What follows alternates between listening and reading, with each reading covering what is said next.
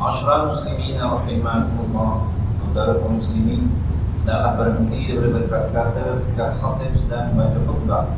Menurut hadis Nabi Muhammad sallallahu alaihi wasallam yang diriwayatkan oleh Abi Hurairah radhiyallahu anhu yang bermaksud, barang siapa berkata-kata ketika khatib sedang membaca khutbah, walau mengingatkan rakannya dengan kata diam sekalipun, nescaya tak pahala tempatnya.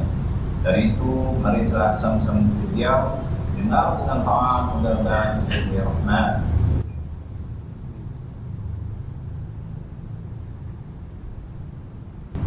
Alhamdulillah al-qail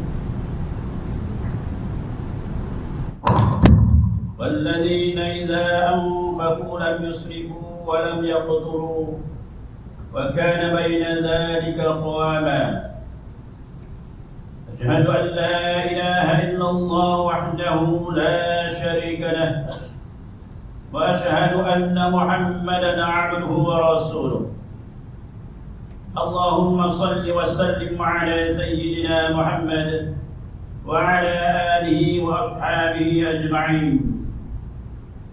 أما بعد فيا عباد الله اتقوا الله، أوصيكم وإياي بتقوى الله، فقد فاز المتقون.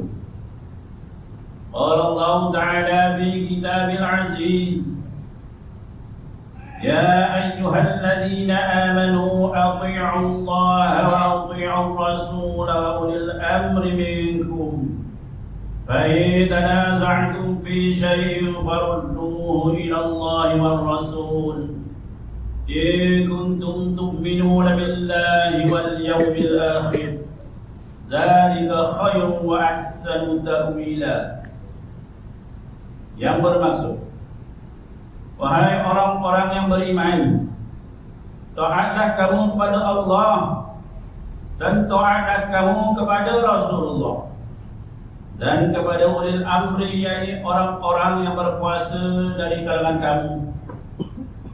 Kemudian jika berlaku berbantah-bantah, yakni perselisihan di dalam sesuatu perkara, maka hendaklah kamu mengembalikannya kepada kitab Allah, yakni Al-Quran dan As-Sunnah Rasulnya.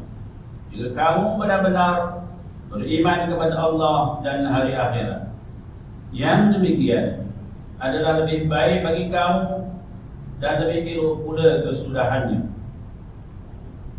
Sidang Jumaat yang dirahmati Allah, marilah kita meningkatkan ketakwaan kepada Allah Subhanahu wa taala dengan bersungguh-sungguh melaksanakan segala perintahnya dan meninggalkan segala larangannya. Mudah-mudahan kita mendapat rahmat dan keberkatan hidup di dunia dan di akhirat. Khutbah pada kali ini akan berkatakan tajuk sederhana di dalam keperluan ini. Sidang Jumaat yang dirahmati Allah, Islam menganjurkan agar setiap umatnya mengamalkan sikap bersederhana dalam setiap tindakan, yaitu tidak berlebih-lebihan, terutama dalam berbelanja.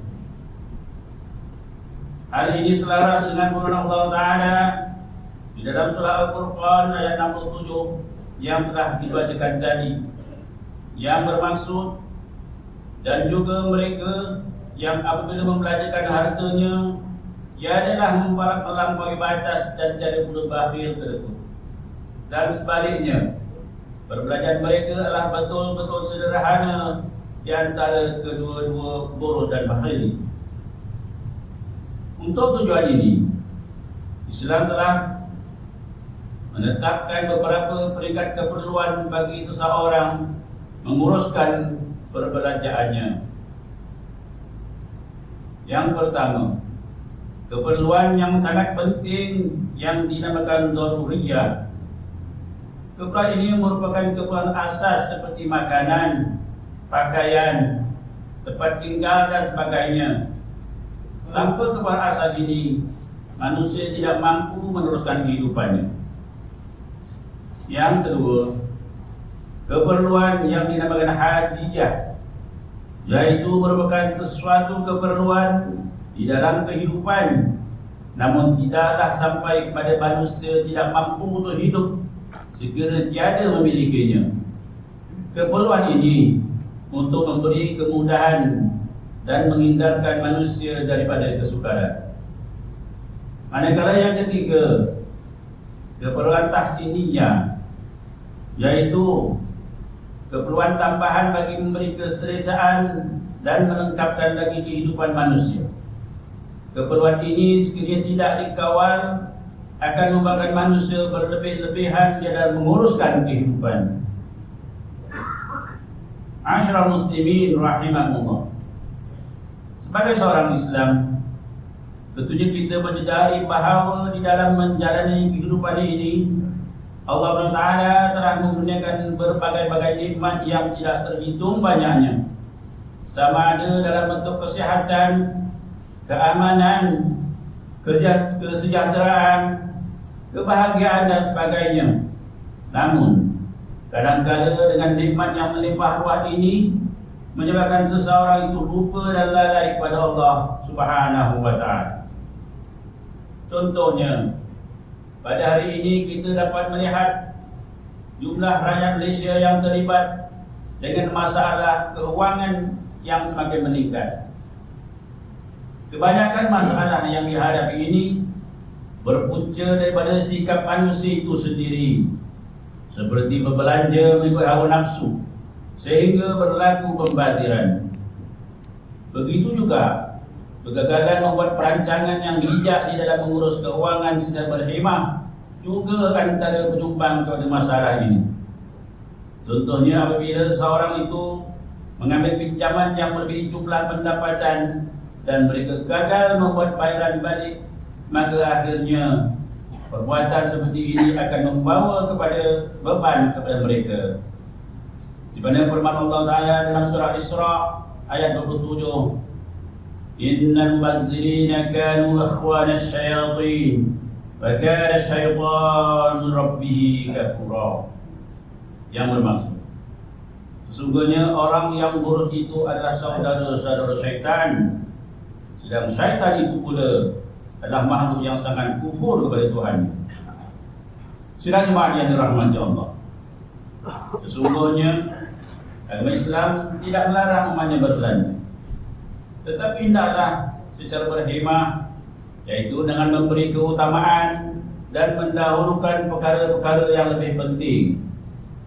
Perlu dipahami, gaya hidup berhemah berkait rapat dengan sifat berjimat cermat dan tidak membazir. Jika dasar berjimat cermat berhemah ini diambil kira, maka kehidupan masyarakat akan sentiasa terpelihara sepanjang masa. Oleh itu, sebagai umat Islam, kita dituntut agar mensyukuri segala nikmat pemberian Allah Subhanahu wa taala. Kita hendaklah menguruskan segala perbelanjaan untuk keperluan hidup dengan sebaik-baiknya pada setiap masa, sama ada pada waktu senang, lebih-lebih lagi pada waktu susah. Selain itu, umat Islam juga dinasihatkan agar sentiasa berhati-hati di dalam membuat pelaburan. Pilihlah pelaburan yang sah, selamat dan menepati hukum syarak. Mintalah khidmat nasihat daripada pihak berwajib jika mengalami sebarang masalah. Sekiranya kita mengabaikan perkara-perkara tersebut, maka dikhawati kesan daripada kelalaian kita dalam menguruskan perbelanjaan hidup akan mendatangkan beban kewangan yang besar pada diri kita dan seterusnya, akan melahirkan sejumlah besar penghutang-penghutang di kalangan umat Islam. Akhirnya, pada kemiskinan juga akan semakin bertambah dan akan membuat ruang kepada mereka yang tidak bertanggungjawab untuk mengambil kesempatan dan menindas umat Islam. Sidang jemaah yang dirahmati Allah, marilah kita renungi kisah hidup Rasulullah SAW yang amat bersederhana di dalam semua keadaan. Walaupun bukit dan gunung ganang yang ada di sekitarnya pernah ditawarkan akan menjadi emas dan perak, akan tetapi Rasulullah menolaknya. Hal ini dijelaskan dalam sebuah hadis dan diriwayatkan oleh Imam Tirmizi yang bermaksud, daripada Allah. Katanya Rasulullah sallallahu alaihi wasallam pernah tidur di atas tikar dan bangun selepas itu dalam keadaan badannya berbekas. Maka kami katakan kepadanya, ya Rasulullah, sekiranya kami bawakan kepada kamu hamparan yang lembut. Lalu Rasulullah menjawab, apakah kedudukan duniaku ini? Tidakkah aku di dunia ini melainkan umpama pengembara yang berteduh di bawah pokok kemudian berlalu meninggalkan. Sedangkan mana rahmat Allah. Sebagai rumusan bagi mahir khutbah pada kali ini, mimbar ingin menyeru jemaah sekalian, berbelanjalah mengikut kemampuan dan janganlah kita mengikut kehendak hawa nafsu. Marilah kita bersama-sama mengamalkan tuntutan hidup yang sederhana dan berjimat cermat sepanjang masa. Jauhilah sifat membazir agar hidup kita mendapat keberkatan di dunia dan di akhirat. Mari kita renung firman Allah Ta'ala dalam surah Al-Luqman ayat 20. Alam tarau anna Allah sakhkhara lakum ma fis samawati wa ma fil ardh fa asbagha 'alaykum ni'amahu zahiratan wa batinah. Wa minan nasi man yujadilu fillahi bighairi 'ilm wa la hudan wa la kitabin munir.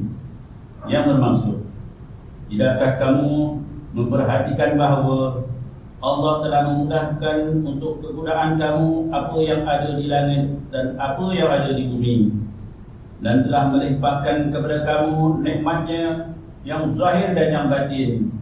Dalam pada itu ada di antara manusia yang membantah di dalam perkara-perkara yang berhubung dengan Allah dengan tidak berdasarkan sebarang pengetahuan atau sebarang petunjuk, dan tidak juga berdasarkan mana-mana kitab Allah yang menerangi kebenaran. Barakallahu li wa lakum bil Qur'anil azim wa nafa'ani wa iyyakum bima fihi minal ayati wal dhikril hakim. Taqabbal minni wa minkum tilawatahu innahu huwas samiul alim. Aqulu qawli hadha wa astaghfirullahal azim li wa lakum wa lisairil muslimina wal muslimat wal mu'minina wal mu'minat fastaghfiruhu wa ya fawzal mustaghfirin wa ya najatat taibin.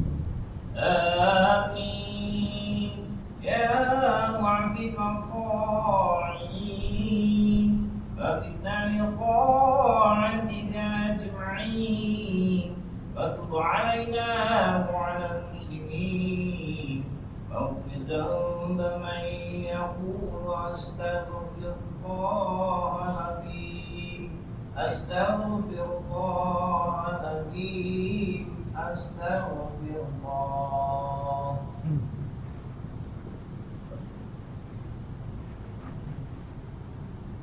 Alhamdulillah hamdan katsiran kama amara. Asyhadu an la ilaha illallah wahdahu la syarika lah. Iqraran bi rububiyyatihi wa iqaman liman jahada bihi wa kafara. Wa asyhadu anna sayyidana Muhammadan sayyidul bashar.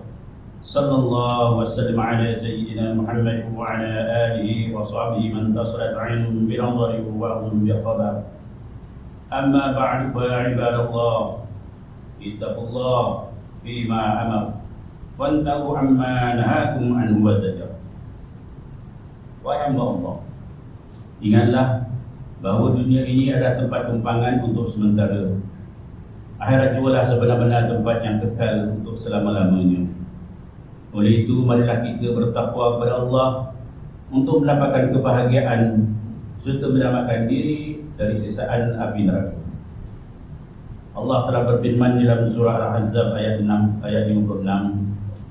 Inna Allaha malaikatahu yusalluna 'alan nabi ya ayyuhalladzina amanu sallu 'alaihi wa sallimu taslima. Yang bermaksud, sesungguhnya Allah dan malaikatnya berselawat, yakni memberi segala penghormatan dan kebaikan kepada Nabi Muhammad sallallahu alaihi wasallam. Wahai orang-orang yang beriman, berselawatlah kamu kepadanya serta ucapkanlah salam sejahtera dengan penghormatan yang sepenuhnya. Allahumma salli wa sallim ala sayyidina Muhammad wa ala ali sayyidina wa maulana Muhammad. Marilah kita bermohon kepada Allah Subhanahu wa taala Semoga Allah meridai halifah-halifah Rasulullah sallallahu alaihi wasallam, yaitu Sayyidina Abu Bakar Siddiq radhiyallahu anhu, Sayyidina Umar bin Khattab radhiyallahu anhu, Sayyidina Utsman bin Affan radhiyallahu anhu, dan Sayyidina Ali bin Abi Thalib radhiyallahu anhu, dan sahabat-sahabat kita yang sama-sama berjuang menegakkan agama Allah yang maha suci ini radhiyallahu anhu. Seterusnya kepada bapa saudara junjungan kita Sayyidina Hamzah dan Sayyidina Abbas radhiyallahu anhuma, junjungan baginda Sayyidina Hasan dan Sayyidina Husain radhiyallahu anhuma, putri-putri baginda Sayyidatina Fatimah Zahra dan lain-lainnya radhiyallahu anha, istri-istri baginda Sayyidina Khadijah, Sayyidina Aisyah dan lain-lainnya radhiyallahu anhunna, pada sekalian keluarga, sahabat-sahabat, pengikut-pengikut sahabat radhiyallahu anhum, dan yang menuju mereka dari semasa ke semasa hingga hari kiamat. Allahumma ighfir lil muslimina wal muslimat wal mu'minina wal mu'minat al ahya'i minhum wal amwat. Ya Allah, ampunkanlah sekalian kaum muslimin dan muslimat, mukminin dan mukminat, sama ada yang masih hidup ataupun yang telah meninggal dunia. Ya Allah, biarlah akidah kami yang berlandaskan akidah Ahlussunnah wal Jamaah, khususnya aliran Asy'ariyah dan Al-Maturidiyah. Ya Allah, pelihara, lindungi, jauhi dan selamatkanlah apa kiranya diri kami ini, zuriat keturunan kami, keluarga kami dan umat Islam keseluruhannya daripada apa jua pada bencana, wabak dan penyakit, segala mara bahaya, kesusahan dan keburukan. Ya Allah, kurniakanlah kemuliaan dan kesejahteraan pada mereka yang berjihad dan menafkahkan hartanya ke jalan-Mu seperti pembayar-pembayar zakat, pewakaf-pewakaf dan seumpamanya. Ya Allah, kurniakanlah taufik dan hidayah, kekuatan, kesejahteraan dan pertolongan kepada ketua-ketua negara Islam dan raja-rajanya, Raja Al-Haris al-Syari'ati, Sultan Ibrahim bin Al-Marhum Sultan Iskandar, Sultan bagi yang di-Pertuan negeri, Sultan yang di-Pertuan bagi negeri dan jajahan takluk Johor Darul Azim, kepada Raja Zahir Sofia bin Al-Marhum Sultan Idris Shah, Pemaisuri Johor, kepada Tengku Ismail Ibn Sultan Ibrahim Tengku Mahkota Johor, dan Cik Puan Besar Khalidah binti Mustamam, pada keputra-putra dan putrinya, kerabat-kerabat dan rakyat sekalian. Allahumma a'izzal Islam wal muslimin wa azul kafarata wal mubtadi'is sayyi'at wal musyrikin wa kulla man huwa 'ad-din.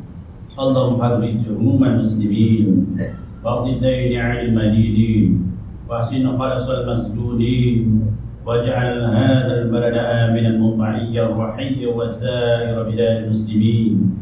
آمين يا رب العالمين. اللهم أدخلنا وذرياتنا ورسلنا وفروعنا الجنة مع الأبرار يا عزيز يا غفار يا رب العالمين. ربنا هب لنا من أزواجنا وذرياتنا قرة أعين واجعلنا للمتقين إماما. ربنا اغفر لنا ولإخواننا الذين سبقونا بالإيمان ولا تجعل في قلوبنا غلا للذين آمنوا ربنا إنك رؤوف رحيم. ربنا آتنا في الدنيا حسنة وفي الآخرة حسنة وقنا عذاب النار والحمد لله رب العالمين. عباد الله، إن الله يأمر بالعدل والإحسان وإيتاء ذي القربى وينهى عن الفحشاء والمنكر والبغي يعظكم لعلكم تذكرون. فاذكروا الله العظيم يذكركم واشكروه على نعمه يزدكم ولذكر الله أكبر والله يعلم ما تصنعون. أقم الصلاة.